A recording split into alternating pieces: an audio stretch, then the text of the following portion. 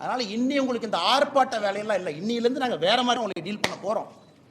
நாங்கள் ஆர்ப்பாட்டம் பண்ண கலெக்டர் ஆஃபீஸ்க்கு வருவோம். எங்கள் ஆளு எல்லாம் காலங்காலத்தில் 8 மணிக்கு கிளம்பி வருவாங்க. நீங்கள் அப்படியே ஒரு 1000 போலீஸை போட்டு நாய் பிடிக்கிற மாதிரி 2 பேர்த்த பிடிச்சிட்டு போகலாம். நாளையிலிருந்து ஆட்டம் அப்படி கிடையாது.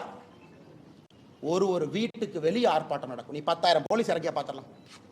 நான் என்ன ஒரே இடத்துல அப்படியே என் தொண்டனை கூட்டிட்டு வருவேன், நீ லட்டு அமுத்துற மாதிரி அமுத்திட்டு போயிடுவீங்க. நீங்கள் ஒரு வீட்டுக்கு முன்பு நாளை பாரதிய ஜனதா கட்சியின் தொண்டன் காலையில் 10 மணிக்கு வெளியே வந்து நிற்பான். தன்னுடைய தாய்க்காக சகோதரிக்காக குரல் கொடுப்பான். இந்த அண்ணாமலை நாளைக்கு என்ன செய்ய போறேன்னு சொல்ற கேட்டு எல்லா பலத்தையும் பயன்படுத்திட்டோம், பேசிட்டோம். என்ன உங்க கையில ஊடக பலம் இருக்கு, உங்க கையில சினிமா துறை இருக்கு. ஒரு பலத்தை எடுத்து வடக்கு தெற்கு நீ பிரிச்சா வேலை முடிஞ்சு போச்சு. உங்க கையில எல்லா விருது கொடுக்கறதுக்கு பேசுறதுக்கு ஆளுங்க இருக்கிறாங்க. சமூக நீதினு பேசுறதுக்கு 10 பேர் இருக்கா. பாரதிய கட்சினா சமூக நீதி இல்லைன்னு பேசுறதுக்கு 50 பேர் இருக்கா.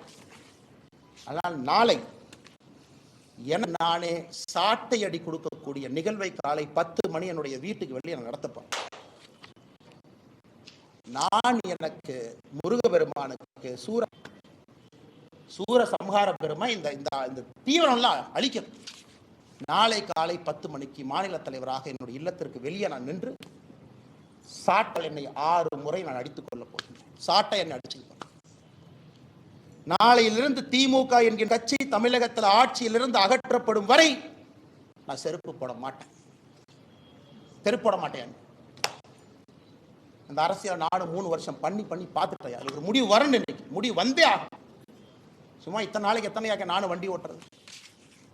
வந்தது வேறு நடந்து கொண்டிருப்பது. நாளையிலிருந்து திமுக ஆட்சியிலிருந்து அகற்றப்படும் வரை இந்த பத்திரிகையாளர் சந்திப்பு முடிச்சு செருப்பை கழட்டுனா ஆட்சியிலிருந்து இறங்குற வரைக்கும் நான் செருப்பு போட மாட்டேன். பார்க்கலாம்.